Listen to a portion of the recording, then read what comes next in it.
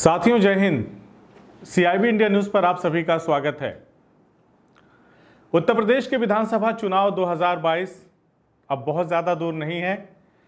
तमाम पार्टियां, जो राजनीतिक पार्टियां हैं, जोड़ तोड़ अपने समीकरण साधने में, चाहे वो जातीय समीकरण हो चाहे धार्मिक समीकरण हो, सभी को साधने में लगी हुई हैं।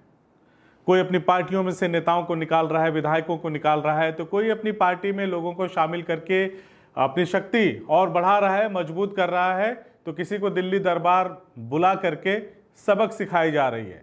तमाम उठापटक, तमाम राजनीतिक घटनाओं के बीच, तमाम आरोप प्रत्यारोपों के बीच उत्तर प्रदेश की सियासत का 2022 का, उत्तर प्रदेश के भविष्य का क्या होगा, इस पर अभी से कयास लगना शुरू हो गए हैं।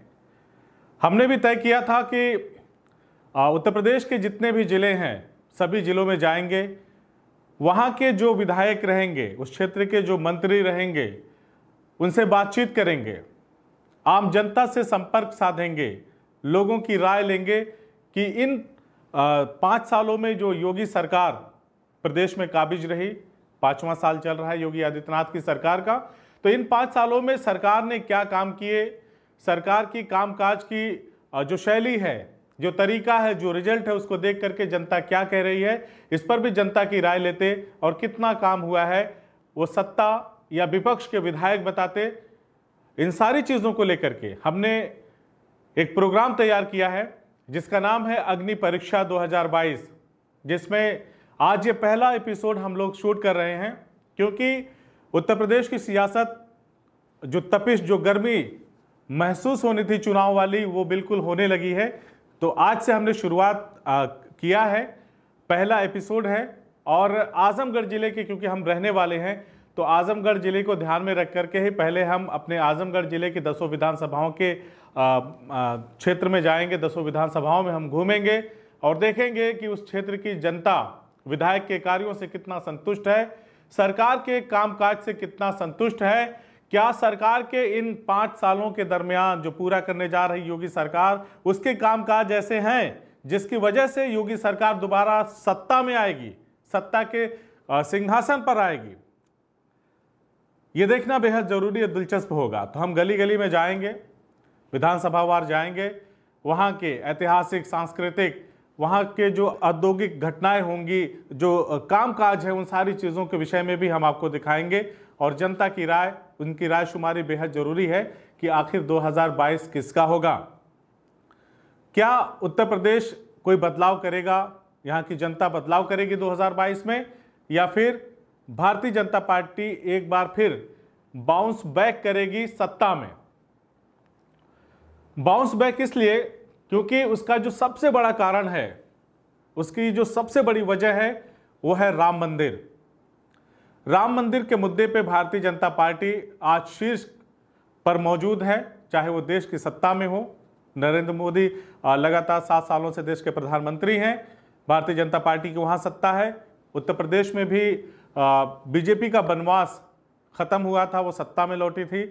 तो क्या जनता उत्तर प्रदेश की दोबारा बीजेपी को सत्ता में लाएगी 22 में, एक बड़ा प्रश्न है। लेकिन उसी मंदिर की बदौलत, एक बार फिर राम मंदिर की बदौलत, क्योंकि आस्था का जहां प्रश्न आ जाता है तो लोग उस तरफ ज्यादा झुकाव महसूस करते हैं। तो क्या राम मंदिर का फैक्टर काम करेगा एक बार फिर भारतीय जनता पार्टी के लिए।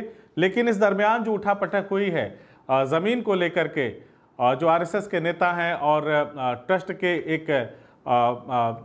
एक सदस्य हैं चंपत राय, उनके ऊपर जिस तरह से 2 करोड़ की ज़मीन को 18.5 करोड़ में खरीदने के आरोप लगे हैं, और उस पर उन्होंने जो सफाई दी है, वहीं आम आदमी पार्टी के सांसद संजय सिंह पूरी तरह से आक्रामक हो गए हैं चंपत राय के ऊपर, और उन्होंने कहा है कि हिंदुओं की भावनाओं से खिलवाड़ नहीं होने दिया जाएगा। इस तरह का जो है घोटाला, इस तरह का भ्रष्टाचार बर्दाश्त नहीं किया जाएगा। लोगों ने अपने पेट काट करके राम मंदिर निर्माण के लिए चंदा दिया है। तो वहीं भारतीय जनता पार्टी के जो समर्थक हैं, जो नेता, वो कह रहे हैं कि जिन्होंने चंदा नहीं दिया उनके पेट में क्यों दर्द हो रहा है। इस तरह की भी बातें सामने आ रही हैं। कुछ लोग तो इनके हिंदू होने पर ही प्रश्न उठा दिए हैं कि क्या ये हिंदू हैं, ये भी अब सोचने का विषय है। सपा के पूर्व मंत्री पवन पांडे ने भी इस मुद्दे को जोर शोर से उठाया, और इस वक्त उत्तर प्रदेश की सियासत में वो मंदिर का, जमीन की जो खरीदारी हुई, उसका मुद्दा गरमाया हुआ है। बहरहाल इन सारी घटनाक्रमों को हम लोग जहां जाएंगे वहां बातचीत करेंगे, लोगों की राय जानेंगे और इस दौरान कोरोना महामारी में किस तरह से विधायकों ने काम किया है, जो जनप्रतिनिधि जनता ने चुने थे अपने अपने विधानसभा के, उनके विधायकों ने किस तरह से काम किया है, यह भी देखना दिलचस्प होगा। सरकार कोरोना से निपटने में कितना कारगर साबित रही, क्योंकि जो तस्वीरें आई थी दूसरी लहर की, चीखती हुई चिताएं, लाशें, कब्रिस्तानें पट गई थी, जो कब्रिस्तान थी लाशों से पट गई थी, इस तरह के मंजर थे। शव को अंतिम संस्कार, दाह संस्कार तक नसीब नहीं हो रहा था, तो गंगा के किनारे शवों को ऐसे ही बालू खोद करके दफन कर दिया गया था, जिस पर बड़ी बड़ी बातें हुई, बड़े उस पर मतलब आरोप प्रत्यारोप का दौर शुरू हुआ। बहरहाल दूसरी लहर भी बिल्कुल समाप्त हो गई है, तीसरी वेव लहर आने की बात हो रही है। उसके बीच अब उत्तर प्रदेश की सियासत गरमाई हुई है।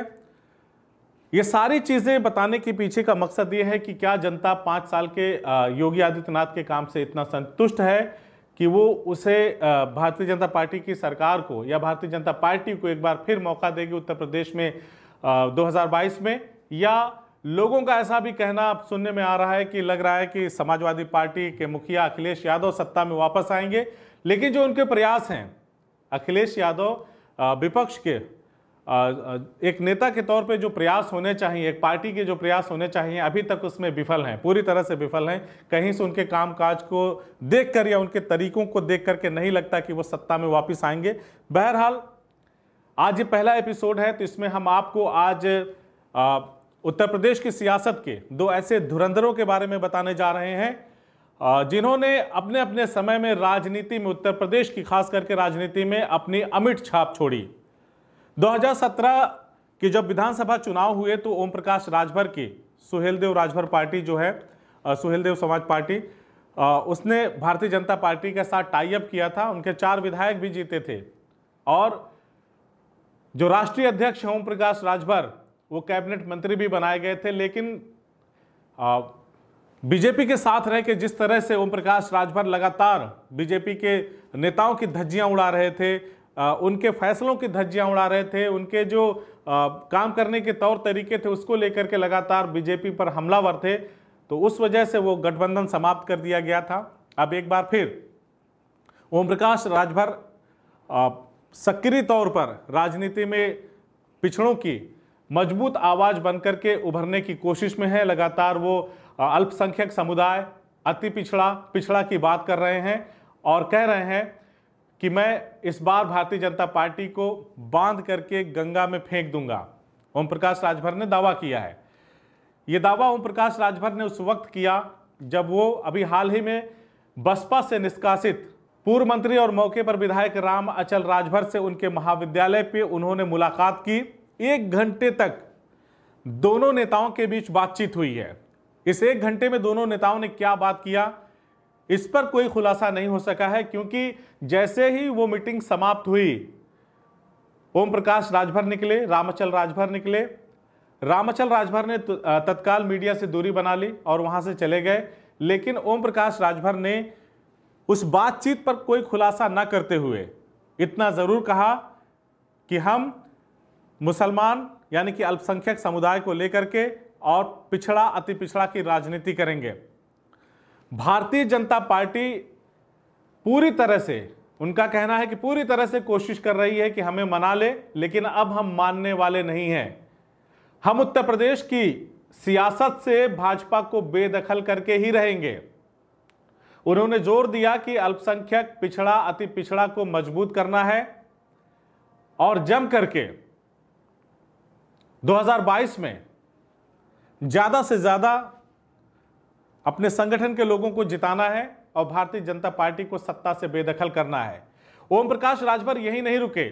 ओम प्रकाश राजभर ने कहा कि अगर मुझे डिप्टी सीएम या पीएम भी बना दिया जाएगा तब भी मैं अब मानने वाला नहीं हूं, मैं झुकने वाला नहीं हूं।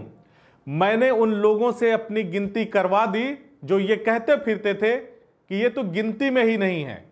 आज वही लोग मेरी गिनती कर रहे हैं। देर ना करते हुए आज हम आपको इस पहले एपिसोड में, जो कि ओम प्रकाश राजभर और रामअचल राजभर के ऊपर है, उनकी बातचीत क्या हुई ये तो कोई नहीं जान पाया, कोई नहीं समझ पाया। लेकिन दोनों नेताओं का जो राजभर समाज में दखल है, जो पूर्वांचल की राजनीति में दखल है, निश्चित तौर पर 2022 के विधानसभा चुनाव के परिणामों की दशा और दिशा तय करने वाला होगा। क्योंकि राजभर समाज पूर्वांचल में काफी तादाद में है, तो काफी असर रखते हैं ये दोनों राजभर समाज के नेता।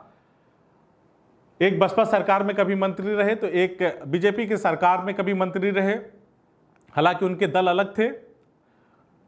तो इन दो नेताओं का क्या प्रभाव होगा ये भी आने वाले वक्त में, या इस मुलाकात का क्या परिणाम होगा ये भी समझ में आएगा। इस बात को भी प्रदेश की जनता महसूस करेगी जब इस बातचीत का परिणाम सामने आएगा। बहरहाल ओम प्रकाश राजभर क्या कह रहे हैं इस बातचीत पर, इस मुलाकात पर, आइए आपको सुनाते हैं। क्योंकि लगातार अब ओम प्रकाश राजभर फिर हमलावर हो गए हैं बीजेपी पर। बीजेपी पर गुजरातियों का कब्जा हो गया। उदाहरण देख लीजिए, उत्तर प्रदेश का राज्यपाल गुजराती, ईडी का चीफ गुजराती, सीबीआई का चीफ गुजराती, आरबीआई का चीफ गुजराती, सुप्रीम कोर्ट का चीफ गुजराती, गृह मंत्री गुजराती, वित्त मंत्री गुजराती, प्रधानमंत्री गुजराती, बड़े बड़े कारपोरेट घराने सब के सब गुजराती, ठेका पट्टा करने वाले गुजराती, देश का रुपया लेके भागने वाले गुजराती।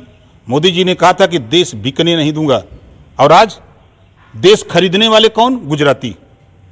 रेल बेच दिया अडानी को, जहाज बेच दिया अडानी को, एयरपोर्ट बेच दिया अडानी को, कोयले की खदान बेच दिया अडानी को, सब माल गुजराती। यूपी वाले काली झुंझुना बजावे। जितने लोग हैं अपने बाप के, अपने भाई के कमाई पर खाते हैं, तेल भराते हैं, गाड़ी से चलते हैं, यही लोग अंधभक्त बने हुए हैं।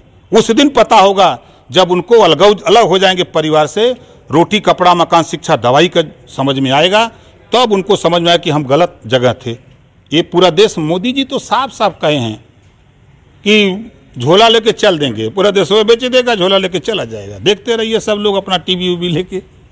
यही तो CIB इंडिया न्यूज की सभी खबरों को देखने के लिए लाल रंग की बटन को दबाकर चैनल को सब्सक्राइब जरूर करें, घंटी जरूर दबाएं ताकि हमारी सभी खबरों के नोटिफिकेशंस आप तक पहुंचते रहें।